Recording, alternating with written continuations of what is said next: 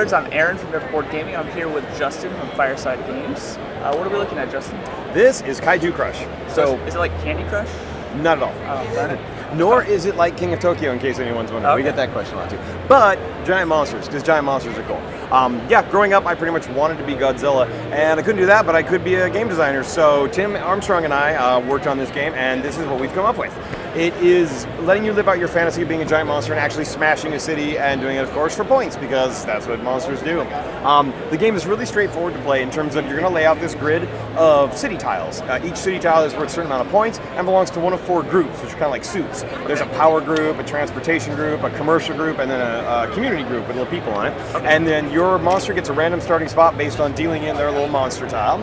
And you show up, and then on your turn, it's really straightforward. 2 things you're going to do. You're going to move your monster based on movement cards. You're going to smash a city and get that, or a tile, get that for points. And if you're next to, and that does include diagonal, what we call adjacent or on the same space as the monster, you're going to battle for points. And you're also going to keep in mind some awesome objectives you're going for to get even more points at the end of the game. So the way it works is, movement is based on the card that's in front of you, 1 movement card in front of you, and then you also have this shared movement card that's available. They all have a little diagram that shows where your monster can go. So my guy can go diagonal 1 space, or I could use dash, which is up, down, left, right, 2 spaces. Now I can't go off the edge of the board, but looking around I have a lot of movement options. Now in this case, I'm going to go ahead, and well, that's actually worth more points over there. So are these assigned people, or you just randomly deal out? Randomly deal out. And the way it works is you always deal 1 more than there are players in the game. So we're in a 2-player game, we got 3 of them in play. Okay, add them up. In a 4-player game, all 5 cards are out. There's just always going to be 1 that's So it makes you think different every time you play. Like you can't just always take the same path, because you're like, well, now I'm stuck with this one. You have the movement I really Exactly. Really but here's how that works, though. Let's say I decide to use the community card. Like, I really want to dash. Okay, I just say I'm using dash. I move my monster. I smash this tile, replacing it with my crater, which has my color, my footprint. Now it's a smashed building. No one can ever go there, including me again. That is off limits now. The board is going to get smaller and smaller as we go. Now, the other option is, though, I could use trample. If I'd used trample, I would have gone diagonal, smashed my building just like I did before, put down my territory marker. But here's the trick. Because I used my movement card, it swaps. So now you have the use trample. When you play leap, I'll get a chance to use it. So you're always going to have access to at least 2, but they may change which 2 those are. So, so I've smashed a building. I've gotten some points for it. Smashed 2 buildings. I am a total cheater. I was hoping you wouldn't notice that, but we fast forward into a future where So okay, I'll be good. I'll put it back. All right, so that was my move. All right, so now you get a move, and let's see if you can. I think I'm gonna smash the building you just did by leaping. Yep. So go forward 2 and over 1. Just like a knight in chess. So you take that, put one of your blue markers on. Cool. And now, because you are adjacent to me and it's your turn, you can choose to battle me, which I highly suggest you do. Yeah. So now, since I leaped, I have to put this out here. Exactly. Yep. Replace that out. So every monster has a special ability that is unique to them in their fighting, and there are 4 monsters. We have 2 other monsters right here.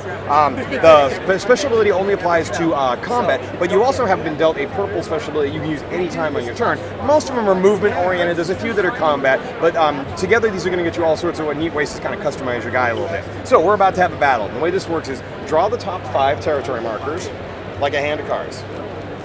Flip them over, look at them, and if you'll notice, there are all these wacky symbols on them, like legs and tails and claws and fire breathy things and all that. We are going to have a battle that's essentially rock, paper, scissors with trump cards thrown in it. What I mean by that is this little icon here. You guys have to zoom in later, but trust me, it's here. So, claw will grab tail. So claw beats tail beats leg, like sweep the leg with the tail, and the leg kicks the hand away. So that's your basic rock, paper, scissors. Pretty easy overall. Here's the cool thing. Fire breath beats all 3 of the basic rock, paper, scissors guys. So fire breath is awesome.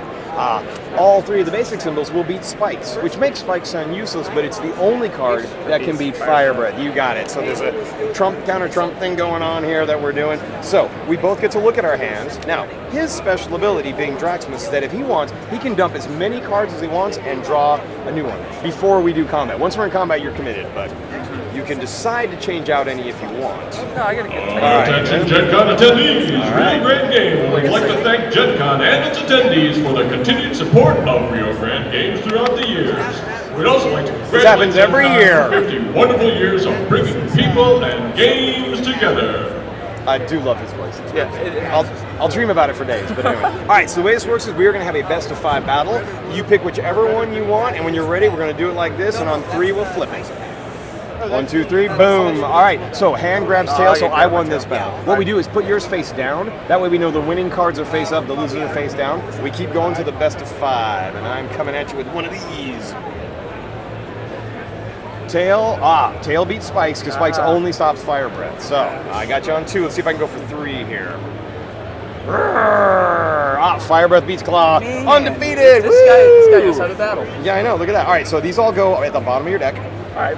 And I won that battle. So every time you have combat, the winner, and it could have been him, is going to get a combat victory point, which look like little monster scales that have been torn off. You grab it, I get to look at it, but you don't. It's worth somewhere between 1 and 3 points. Most of this pile's 1, a few 2s and a couple of 3s kind of thing. At the end of the game, those will be worth points. But that was your turn. You moved, you smashed, we fought. Now it's my turn. This is going to keep going on and on until we start running out of places. But there's a few cool things going on. Parks. There are multiple parks in the game, and they, if you notice, don't have any points or any iconography on them. Like that's because rest areas? they're unsmashable, essentially. So if I had landed on a park, I can't stay there. What a park does is it forces you to have a second movement, which forces isn't really the wrong word. You get a second movement. So maybe I got there through dash. I could leave through leap if I wanted. So I can get all these crazy combinations. And if I did that, look what I could get to with leap. Another park. What? Now I can have another. It becomes very chess-like, where you're trying to line up where you're going to land, but you might have to take multiple moves to get there. Exactly. That's awesome. And that depends on where the parks are and how they're oriented. There's also a special ability that does let one player destroy a park when they land on it. Once per game only. These only do a one-time deal. Now, here's the other thing. While we're moving and fighting, which is awesome, we're getting points, you want to start paying attention to the objectives. That's where the big bonuses come in. One of the biggest is card A. There's 4 cards that you're going to play with, but there's actually 6 in the game. There's 2 C's and 2 D's, and all of these are double-sided. So there's like 64 combinations or whatever we figured out the other day. Lots of them, basically. A is about how the game ends and what your cards are like. So let's say this was how the game ended for me. When we score up spread, it matters in that you're going to count each area that's connected. Yeah, you would have gotten a few at least, right? Every area that's connected orthogonally is one area. Everyone that's diagonal is the second area. So in this spread, you count your individual areas, which means I have 1, 2, 3. So it's a 3.1 for me. I have 2. Yeah, exactly. 1, 2. Yeah. The opposite of this is called concentrated, and you only score your biggest area, which for me would be 1, 2, 3, 4. So I would probably have played very different if spread was actually in play, and I was thinking about it. I'd try and do a lot of diagonal movements. The second card, endgame scoring based on the groups that you scored. Avoider is going to give bonus points to whoever has the fewest of each group, and you'll score each group. You'll say, who has the fewest transportation? Who has the fewest of this? Bonus points. The opposite of that is, guess what? Who has the most of that one? That thing. The third one is my favorite. It's based on the shapes you were able to build. So if I got out there and crushed an actual square, I would have scored square. That's a 3-point bonus. And here's the cool part. That's 2 squares that overlap.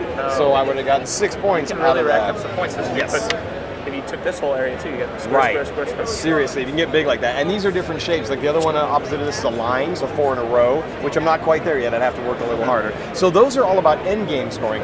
The D card is crazy because it comes into play during the game, and it's an extra bonus essentially. So it's based on one of the groups, and there's one for each group in the game. So because you just pulled a transportation card, that's what Movement Mimic does. You would get this because you currently have the most transportation cards. So boom, that's yours. What that means is on his turn, he's got Trample he can choose, and Leap, just like normal. He can also use the player to his left's movement card, so you had access in a 2-player game to all movement cards.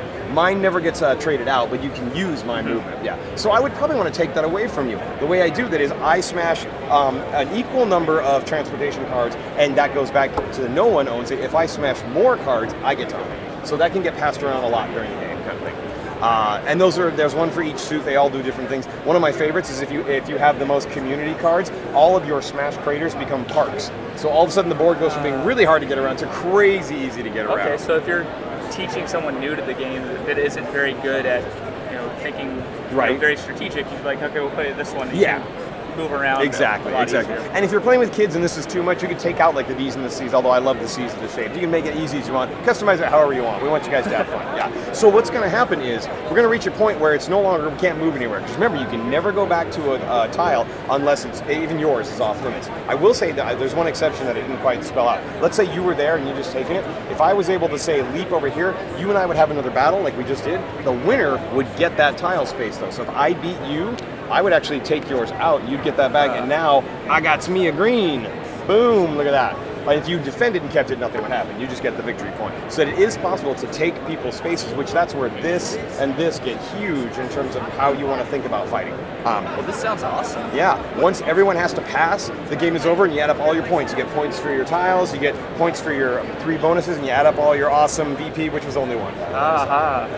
That's the highest winner wins. My favorite is the tiebreaker, though. If you actually do end up at the end with a tie, it's one final battle royale to the death, and that settles the whole thing. So boom, lots of monsters. In a game of rock paper scissors. Pretty much. You're like, oh no, I didn't win. Okay, let's rock paper scissors. Cool. Exactly. So, awesome. Cool. So this is. It's out now, right? No, this is actually a super early release. Technically, November 1st is when this game's out. We flew some for GenCon special, so people getting here are getting it way early. All right, awesome. So we'll have a link to buy this game when it comes out in the description below. If you guys are interested, which you should be, this is awesome. Click on it. Also, while you're down there, subscribe to our channel so you never be bored. Always good. But I'm gonna redo it and do it again. We're not doing it again. Oh yeah, we are. Doing it again?